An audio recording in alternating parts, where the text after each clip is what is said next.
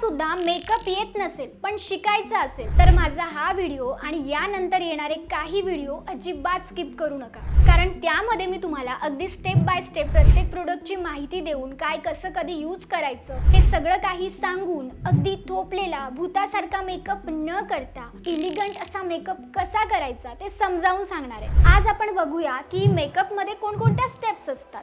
तर सगळ्यात पहिले चेहऱ्याला मॉइश्चराइज करायचं, त्यानंतर लावायचं असतं प्रायमर नंतर आपल्याला लावायचं असतं कलर करेक्टर। आता कलर करेक्टर काय काम करतो तर आपल्या चेहऱ्यावर सपोज पिगमेंटेशन असेल, डार्क स्पॉट्स असतील, डार्क सर्कल्स असतील तर त्यांना हाईड करण्याचं काम कलर करेक्टर करतो। याबद्दल सुद्धा अजून आपण माहिती घेऊया पुढच्या व्हिडिओ। कलर करेक्टर नंतर आपल्याला कन्सिलर लावायचं असतं, मग फाउंडेशन, पावडर, ब्लश, हायलायटर आणि मग आय मेकअप साठी काजळ, लायनर, मस्कारा, आय शॅडो, त्यानंतर लिपस्टिक। एवढं सगळं खरं सांगू तर एवढं सगळं मी सुद्धा आजपर्यंत एकसाथ माझ्या चेहऱ्यावर लावलं नाहीये, पण हळूहळू मी स्वतः हे शिकलीये। आणि आपण एकसाथ सुद्धा हे सगळं काही लावायचं नाहीये, आपण नो मेकअप लुक बघूया, मेकअप लुक बघूया, हळूहळू जाऊया, म्हणून कनेक्टेड राहा।